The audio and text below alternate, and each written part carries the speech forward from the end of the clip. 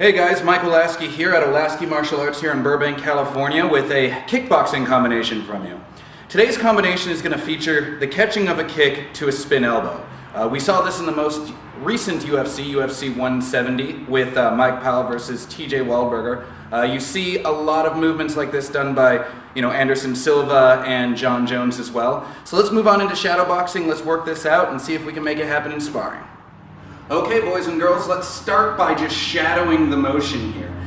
When we're catching the kick, we're going to do what we call a catch-A, or an overhand catch.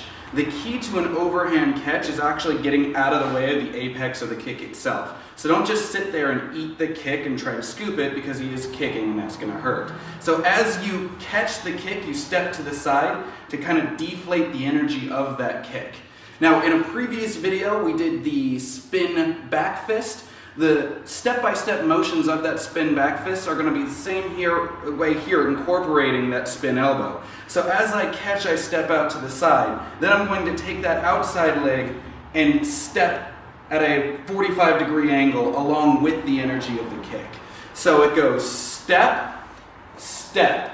Then I can continue that rotation with this back elbow spinning in here. Now, an elbow in and of itself is a very short-range move, so you are going to have to complete another step to get in close enough to actually hit your opponent. So as the kick comes in, you step out to the side and you catch it, you step through and then step all the way through, letting go of the actual leg as you finish this elbow. So one more time, we go catch with a step, step 45, take that back leg, let go of the kick, spin all the way around, ideally hitting your opponent in the side of the head, hopefully not in the back of the head to get deducted points or hurt your opponent. And then all we're going to do, guys, is just end that motion with a cross hook cross and a rear leg kick. So it goes 1, 2, release, spin, hit, 1, 2, 3, and then throw that rear leg kick. Once more. Step out to the side, grab, step through, let go of the kick, finish that motion coming all the way around, and then 1, 2, 3, and throwing that kick. Let's move on to some pad work here so you can see how this works on the pads. Okay, so now moving on to the pad application here. Your opponent can wear shin guards if he wants, that way you can kind of lay into the kick a little bit more and you get an idea of what it actually takes to catch a kick like that. Or you could just do the kick lightly, which is what we're going to do here. So again, what we're going to do is when he kicks, I step out to the side and I step through. I'm actually going to release the kick because if I try to keep my arm hit here, I'm obviously not going to finish that rotation. So I let go and then I spin that elbow all the way through to cross, to hook, to cross, and then rear leg kick. One more time slow, it goes 1, step through, release, to that elbow, to cross, to hook, to cross, to rear leg kick. Let's see if we can do it at speed while staying on the camera. 1, 2, 1, 2, 3, kick. Again. 1, 2, 1, 2, 3, and kick. That's the pad work. Let's try to work this out in sparring.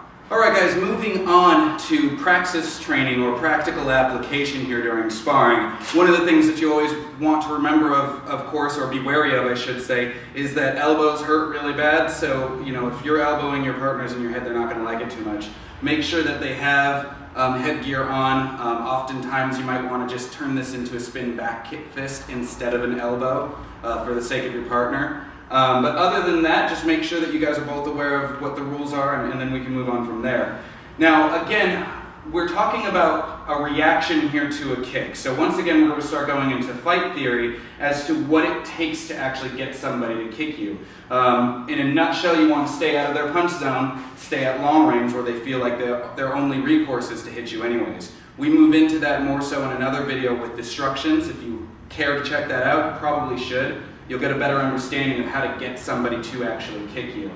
But again, here you're just going to stay alive with it, and when you feel that kick come, 1, 2, 3, and then cross, hook, cross to rear leg kick.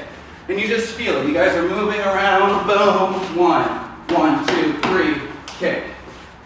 Last one, boom, and you can throw it as a spin back fist as well if you so choose.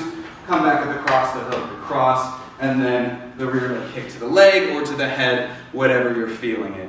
So just make sure that when the kick is coming, that you get this step. These are the two most important things, is to get out of the apex of that kick and step through. And then you can finish off that elbow. Really finish it off with any series of punches that you ultimately like. Alright friends, I hope you enjoyed this tutorial here about how to incorporate that catch to the spin elbow. And perhaps you understand a bit more cleanly now what the actual tipping point in that Waldburger Pyle fight was. I referenced two other of my videos here in this particular video. You might want to check them out, the spin back fist video and the destructions video that go into the fight theory of how to get somebody to kick you, as well as how to incorporate the spin maneuvers a bit more effectively. Other than that, please like, subscribe, share, and come on down to the school if you live near Burbank or in the Valley area. We'd love to see you.